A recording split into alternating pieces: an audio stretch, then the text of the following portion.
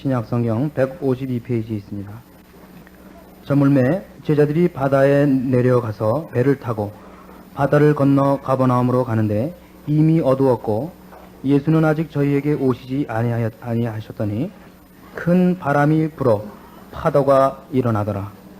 제자들이 노를 저어 10여리쯤 가다가 예수께서 바다 위로 걸어 배에 가까이 오심을 보고 두려워하거늘 가라사대 내니 두려워 말라 하신대 이에 기뻐서 배로 영접하니 배는 곧 저희의 가려던 땅에 이르렀더라. 오늘 우리가 생각해 보려고 하는 말씀은 유명한 사건 중에 하나입니다. 예수님께서 풍랑이 있는 바다 위를 걸어서 배를 먼저 타고 가던 제자들이 예수님께서 바다 위를 걸으시는 모습을 보고 놀랐다는 기록입니다. 이 사건에는 우리 요한복음 6장에는 기록되어 있지 않으나 이제 나중에 찾아보겠습니다만 다른 성경에서는 이 사건에 이어서 베드로가 예수님이 바다 걸으시는 걸 보고 자신도 걷기를 소원해서 바다 위를 걷다가 물에 빠지는 사건이 같이 기록되어 있습니다. 성경 말씀은 참 어렵습니다. 어려운 이유가 그것이 갖는 깊이가 이 말씀을 허락하신 분의 인격과 지성의 깊이만큼 깊기 때문입니다. 우리가 그 말씀을 받을 때 받는 사람이 자기의 수준만큼으로밖에 이해하지 못하기 때문에 성경은 너무나 많이 오해되는 것이 아니라 다 이해되지 못하는 것입니다. 본문에 기록됐던 이 바다 위를 걸으신 사건만 해도 그 깊이를 측량할 수가 없습니다. 우리가 보통 교회를 여러 번이 아니죠. 교회를 여러 해 동안 다니신 분들, 신앙의 연조가 깊으신 분들도 이 사건을 놓고 뭐라고 얘기를 하겠는가 그러면 대부분 비슷한 얘기들을 하십니다. 예수님께서 어떻게 큰 권능으로 바다 위도 걸으셨는가? 그런 얘기들은 하나도 틀릴 것은 없습니다. 단 그렇게 하시는 것은 마치 좋은 편지를 받아놓고 그 편지의 내용은 이해하지 못하고 글씨가 얼마나 이쁜가를 논하는 것과 비슷합니다. 편지지를 얼마나 좋은 걸 썼는가? 편지 봉투에 우표가 얼마나 비싼 게 붙었는가? 이걸 따지는 것이 미련한 것만큼 미련합니다, 사실은. 이런 얘기는 우리가 누구를 괄세하기 위해서가 아니라 우리 스스로가 하나님께서 우리에게 주신 말씀을 이해할 만한 실력이 없음을 인정하는 데 쓰여지기 위해서 먼저 이런 말씀을 드려놓습니다. 이 말씀은 요한복음 6장에 기록되어 있습니다. 누가 아니래요, 글쎄. 6장에 기록되어 있는데 그것이 쉬우면서도 어렵습니다. 그리고 그것이 유일한 힌트입니다. 요한복음 6장은 모두 떡에 관한 사건입니다. 그렇죠? 시작부터 오병이어의 사건으로 시작해서 끝까지 생명의 떡에 관한 논쟁을 벌이는 사건입니다. 다른 공관복음서, 말하자면 마태복음, 마가복음, 누가복음은 사건을 연대별로, 그러니까 순서적으로 기록했습니다. 예수님의 공생애를 그 처음부터 끝까지 순서대로 기록했다면 요한복음은 순서와 상관없이 같은 내용들과 이 요한복음을 기록한 사도 요한이 의도한 이유를 근거로 해서 나열해 놓았습니다. 재편집한 셈이죠. 그래서 그 내용들은 조금 그 저자의 의도와 일치하게 볼 필요가 있습니다. 예수님께서 바다 위를 걸으신 사건을 왜 오병이어의 사건에 연결시키는가? 생명의 떡의 사건에다 연결시키는가 하는 것을 우리가 조심스럽게 봐야 됩니다. 그리고 이 사건을 다만 예수님께서 바다 위도 걸을 수 있다는 것을 증명하기 위해서가 아니라 보다 깊은 의도에서 이 사건을 일으키셨다는 것을 우리는 확실히 하고 이 사건을 추적해야 됩니다. 마가복음 6장을 찾으시면 신약성경 63페이지 마가복음 6장 45절 말씀부터 보면 이 사건이 오병이어의 사건과 어떻게 연결되는가 하는 것이 더 확실히 기록되어 있습니다.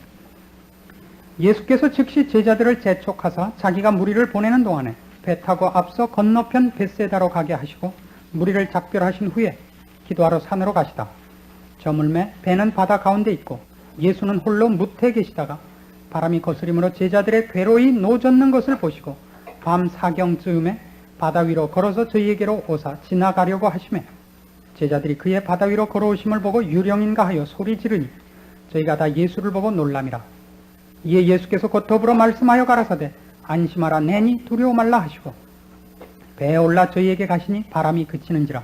제자들이 마음에 심히 놀라니 이는 저희가 그 떡 떼시던 일을 깨닫지 못하고 도리어 그 마음이 둔하여졌음이로라.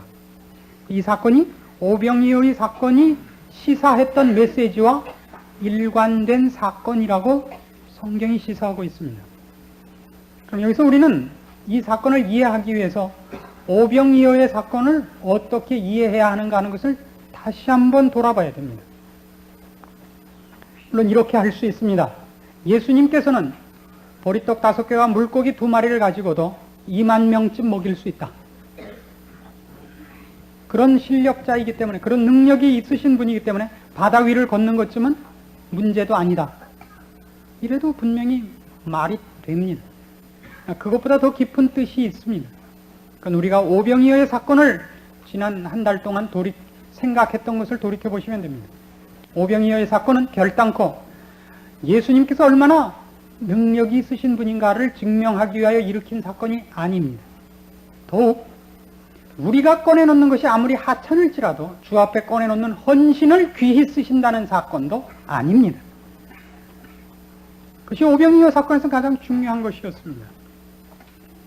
오병이어의 사건에서 가장 필요한 것은 우리의 헌신이 아니라 어떻게 우리에게 필요한 것이 우리가 가진 것으로는 도무지 해결할 방법이 없느냐를 확인하는 작업이었습니다. 인생에게 부닥친 싸움은 이 세상을 이겨나가는 싸움이나 이 세상에서 필요한 어떤 먹고 마시고 입고 사는 싸움에 관한 것이 아닙니다. 그것은 세상에 있는 것으로 우리가 해결할 수 있습니다. 성경이 지적하고 있는 인간의 가장 큰 난제는 하나님 앞에 죄인이라는 문제입니다. 우리가 이 세상을 살고 끝나는 것이 아니라 준비된 하늘나라를 어떻게 상속할 것입니다.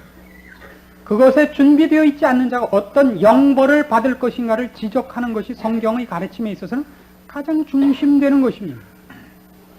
그런데 거기서 필요한 것은 이제 다가오는 하나님의 나라에 들어가고 그 나라를 상속하는 방법으로서 우리가 갖고 있는 것, 이 세상에서 줄 수 있는 것으로는 도무지 가능성이 없다는 사실입니다.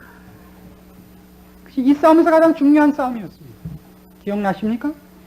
빌립이 등장하고 어린 소년이 가진 오병이어가 왜 등장을 했죠?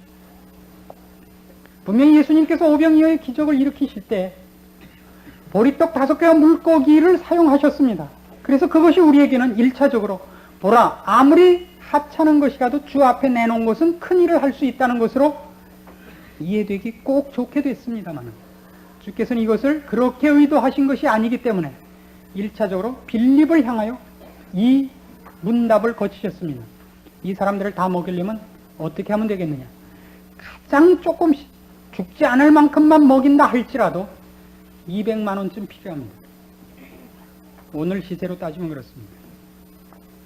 200만 원의 시세에 비해서 200원짜리 도시락 가진 소년이 등장함으로써 당면하고 있는 문제를 푸는데 우리가 가진 것이 어떻게 불가능한 조건이 있느냐, 불가능한 조건 속에서 우리가 이 일을 풀어야 되느냐 하는 것을 시사하기 위하여 오병이어가 등장했다 그랬습니다. 그럼 왜 없는 데서 출발시키지 않느냐? 없는 곳에서 아무것도 안 가지시고 왜 먹이시지 않고 오병이어라도 쓰셨느냐? 제가 이렇게 말씀을 드렸습니다. 수사학적인 차원에서 생각할 때 조용하다 할 때는 쥐 죽은 듯이 조용하다, 아무 소리도 안 들린다, 이렇게 하지 않고 바늘 떨어지는 소리가 지진 나는 소리 같더라, 그렇게 쓴다 그랬습니다. 정말 성경이 그런 의도를 갖고 있느냐 이렇게 물으신다면 제가 답할 게 있죠. 그 사람의 국어 수준과 비례해서 이해할 수밖에 없다. 성경은 지성을 가지시고 인격의 깊이를 가지신 분의 인격자가 인격자를 향하여 하시는 발언입니다. 그 글자가 무엇을 의미하는가를 추적할 수 없다면, 물론 이건 영적인 문제입니다만 우리는 너무 우리가 믿는 하나님을 수준 낮게 생각하는 것입니다.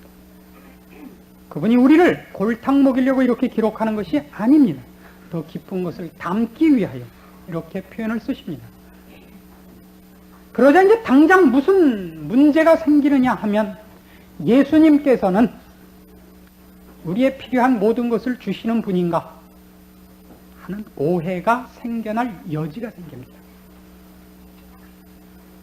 배고프고 먹을 것을 살 능력은 없을 때 죽게 매달렸더니 먹고 배부르고 12광줄이 남게 걷어서 그때 약삭 바른 어떤 사람이 그것을 모아서 처음 떡집을 차렸대더라. 뭐 이런 설화도 있죠.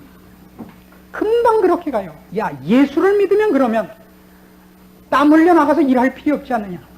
애들 공부시킬 필요 없지 않느냐? 이런 질문이 금방 쫓아나오게 되어 있습니다. 실제로 예수를 믿는 사람들이 예수를 믿는 것을 믿자는 것을 권면하기 위하여 축복을 앞세우는 수가 상당히 많습니다. 그러나 성경은 축복을 들어서 기독교를 소개하지 않고 회개를 들어서 기독교를 소개하는 법입니다. 죄를 지적해서 기독교를 소개했지 축복을 조건으로 해서 기독교를 소개해서는 안 됩니다. 그것이 없다는 뜻이 아닙니다. 성경이 얘기하는 거 언제나 회개하라부터 나옵니다. 회개하라, 천국이 가까웠느니라. 그때 천국은 축복 얻기 위해서 등장을 하고 우리가 축복을 얻기 위해서 회개할 것을 요구하는 것이 아니라 회개하지 않으면 큰일 날 심판까지 포함해서 천국이 가까웠느니라로 소개되고 있는 것입니다. 이미 도끼가 나무 뿌리에 놓였으니 좋은 열매 맺지 아니하는 나무마다 찍혀 불에 던지우리라. 성경이 복음을 소개하는 그 첫 서두입니다. 바로 오병이어의 사건을 일으켜 놓고 이제 그 사건이 갖는 것 중에서 오해될 부분을 분명하게 이제 제거합니다. 그것이 뭐냐? 예수님께서 바다 위를 걸으시는 사건입니다. 어떻게 제거하시는가? 이렇게 제거합니다. 이 사건을 조금 우리가 극화시켜서 이렇게 비유적으로 생각해 보기로 하십시다. 그래서 꼭 옳으냐 그러면 그건 자신이 없습니다. 그러나 그렇게 하는 것이 우리의 이 본문을 이해하는 데 있어 도움이 되기 때문입니다. 이 바다를 세상이라고 생각을 하십시다. 파도치는 바다 위를 조그만 배를 타고 사람들이 항해를 하고 있습니다. 이건 뭐 제가 혼자서 우기는 게 아니라 우리 상식적인 얘기이기 때문입니다. 인생은 고해라. 누구나 아는 얘기 아닙니까? 우리가 이력편주 조그만 배를 타고 물결치는 바다를 항해하고 있습니다. 이 바다를 항해하는 데서 가장 실력 있는 자가 누구냐 그러면 우리들입니다. 여기서는 이렇게 묘사되어 있습니다. 예수님의 제자들은 사실은 상당히 실력 있는 어부들이 그 중에 있었습니다. 그리고 그들은 바로 이 바다, 이 갈릴리 바다에서 생업을 갖고 있었던 사람입니다. 그러니까 그들에게 있어서 갈릴리 바다는 참으로 낯익은 곳이고 자신 있는 곳입니다. 그러나 지금 이 사건에서 보면 제자들이 굉장히 고생하고 있는 것으로 나타나고 있습니다. 그래서 우리가 이해해야 될 것은 이겁니다. 선원이 훌륭하다고 해서 폭풍우도 그를 비껴간다는 법은 없습니다. 훌륭한 선원이라는 것은 폭풍이 있을 때는 배를 띄우지 않는 게 훌륭한 선원이지, 실력 있는 선원이 가면 폭풍도 비껴가고 바람도 비껴가고 그렇지 않습니다. 우산 장수가 지나가면 비가 옆으로 흐르는 그런 법은 없죠. 우산 장수야말로 비를 더 많이 맞아야죠. 그래 우산이 제대로 팔릴 거 아니에요. 우리가 이 인생을 살아가면서 오해해서는 안 되는 부분은 우리가 우리의 인생을 우리 마음대로 조작할 수 있다는 것은 아닙니다.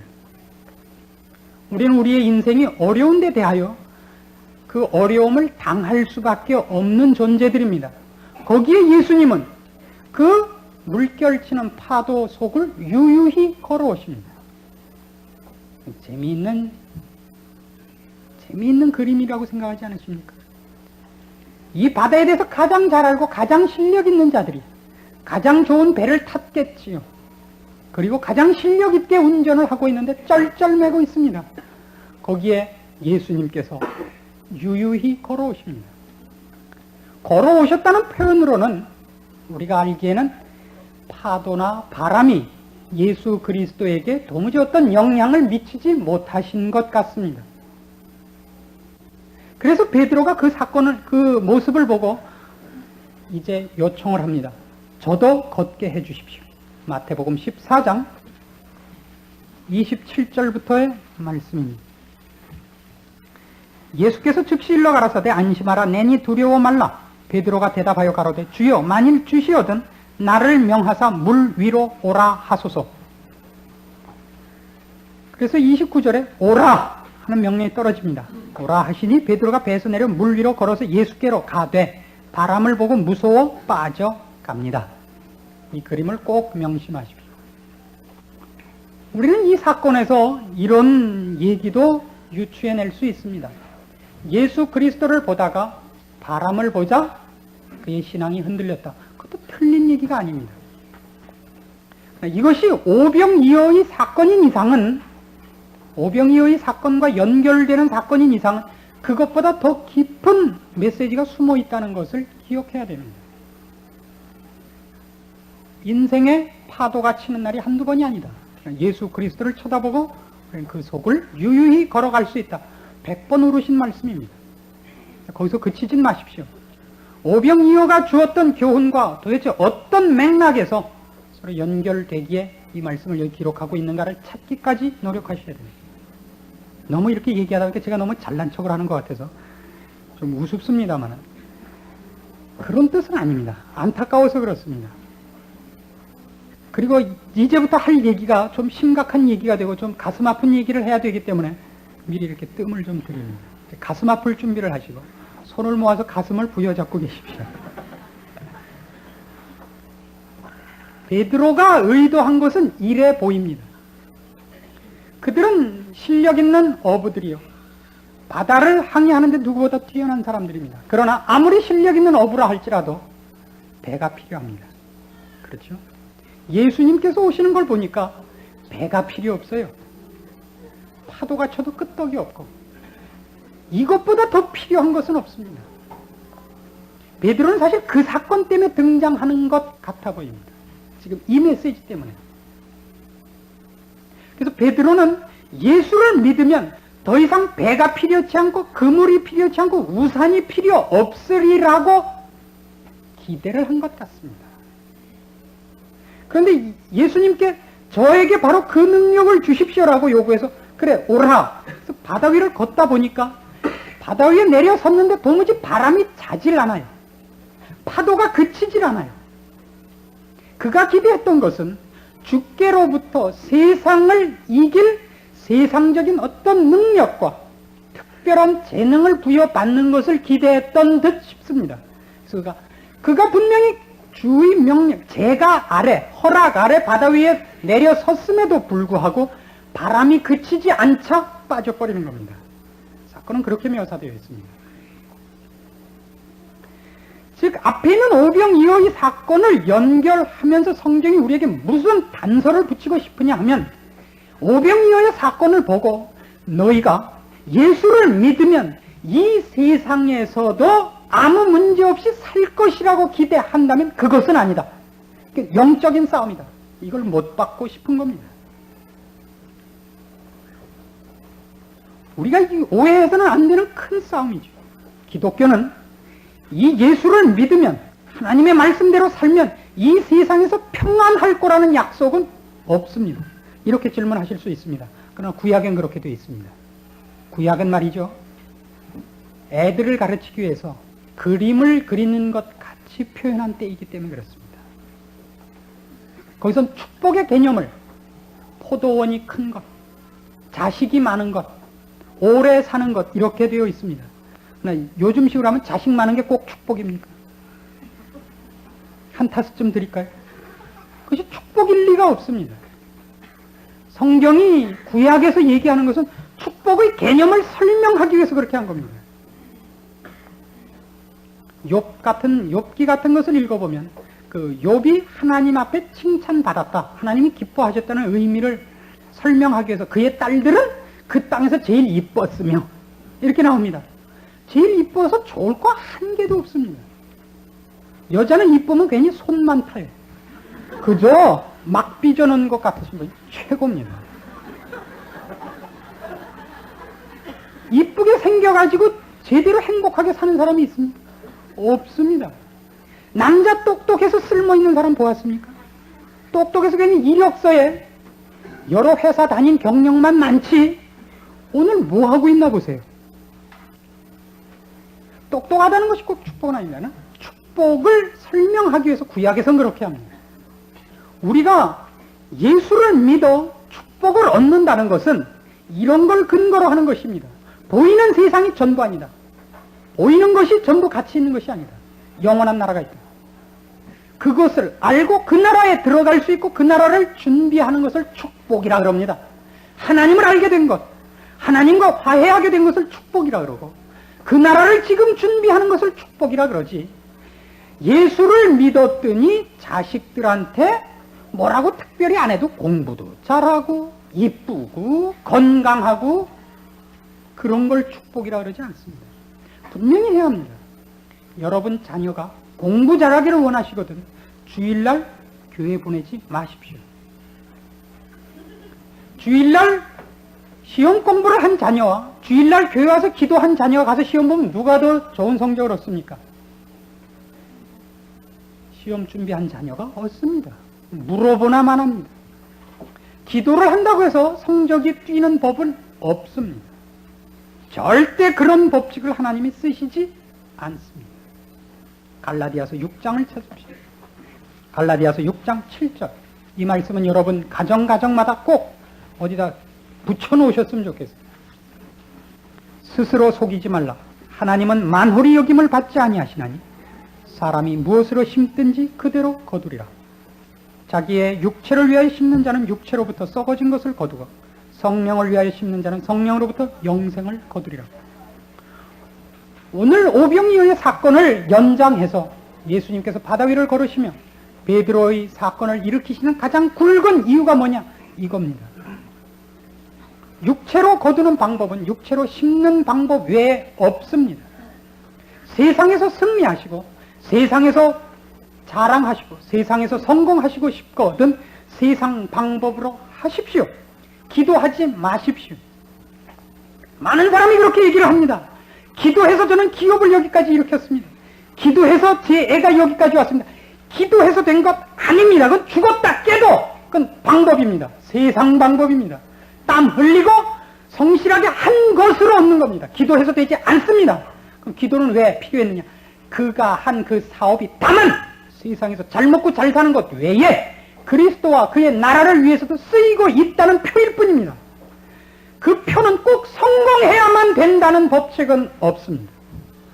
하나님의 일을 하는 데 있어서 꼭 성공해야 되고 돈이 많아야 되고 똑똑해야 되고 권세 있어야 된다는 법칙은 없습니다. 그가 성공한 것을 그리스도를 위해서도 바치고 있다는 표로서 기도한 것이 쓰여질 뿐이지 기도했더니 성공했더라 그러지 마십시오. 그런 법은 없습니다. 성령으로 심으면 영생으로 거둘 뿐입니다. 그러나 우리는 지금 베드로와 마찬가지로 예 주를 믿게 싸우니 몽땅 주십시오입니다. 아시겠습니까? 이것이 오병이어의 사건에서 꼭 오해돼서는 안 되는 마지막 중요한 단서인 것입니다. 예수님은 지금 우리의 영적인 문제를 해결하러 오셨습니다. 그의 몸을 찢어 그의 피를 흘려 우리 죄를 씻고 하늘나라의 백성을 삼고 싶은 겁니다. 이 세상에서도 부자 되는 것 말고요. 그러나 어쨌든 실제로 그 사건을 연출하시자 실제로 배가 불렀습니다. 사람들은 주께서 의도하신 것이 영적인 것이라는 것을 빼놓고 배부른 것에 관심을 갖기 시작했습니다. 누구나 그럴 수 있습니다. 예수를 믿는 것이 영원한 나라의 문제가 아니라 지금 사는 문제에서의 고통을 해결하고 성공하고 이익 보기 위한 것을 언제든지 오용될 수 있기 때문입니다. 요한복음 6장으로 가보십시오. 요한복음 6장이 이 사건을 얼마나 계속해서 강조하고 있는가 보셔야 됩니다. 24절부터 봅니다. 무리가 거기 예수도 없으시고 제자들도 없음을 보고 곧 배들을 타고 예수를 찾으러 가버나움으로 가서 바다 건너편에서 만나 랍비여 어느 때 여기 오셨나이까 하니 예수께서 대답하여 가라사대 내가 진실로 진실로 너희에게 이르노니 너희가 나를 찾는 것은 표적을 본 까닭이 아니요 떡을 먹고 배부른 까닭이로다. 이렇게 확실하게 증거를 제시하고 있습니다. 우리가 기억해야 되는 아주 중요하고 중요한 싸움이죠. 이 일을 위하여 베드로는 여기 등장하고 있는 것입니다. 우리는 하늘나라를 준비하고 있는 사람들입니다. 주님께서 곧 오실 것입니다. 우리가 살고 있는 이 세상은 조만간 끝날 것입니다. 우리의 축복된 것이 무엇이냐? 세상의 파도가 우리를 뒤흔들지라도, 그리고 거기서 우리가 엄멸되고 혹시 바다에 수장되는 한이 있을지라도 그것으로 우리의 영원한 나라의 시민권과 거기서의 장래의 우리 소망들과 약속들이 절대 흔들리지 않는다는 걸 아는 것이 우리의 축복이죠. 그것이 우리의 자랑이지요. 거기에 있는 것을 인하여 오늘 이 세상을 편하고 행복하게 살게 해 주십시오라고 요구하는 것은 신자의 태도도 아니요 기독교의 근본 원리들도 아닙니다. 만일 이 세상에서 행복하게 살고 싶으시다면 이 시간에 여기 오실 필요가 없습니다. 건강을 위해서 기도하시려거든 이렇게 하십시오. 새벽 기도나 이 아침마다 이렇게 나오실 게 아니라 등산을 가십시오. 최고입니다. 요새는 삼림욕이라는 게 생겼죠. 산속에 들어가서 욕하는 겁니다. 산속에 들어가 건강한 산소를 호흡하며 기분을 깨끗하게 하고 오면 수명이 2배쯤 늘어나는 모양입니다. 굉장히 좋습니다. 이 환기도 안 되는 지하실에 이렇게 떼지어 몰려 앉아서 주거니 받거니 이산화탄소로 여러분의 폐를 소모시킬 필요가 없습니다. 절대 건강해지지 않습니다. 기도를 많이 하신 분들은 보통 축농증에 걸린다 그럽니다. 너무 고개를 숙이고 있어서 모든 피가 코끝으로 모이는 모양이죠. 절대 이익 보지 않습니다. 11조를 내시면 말이죠. 만약 100만 원을 버시는 분이 11조를 10만 원을 내면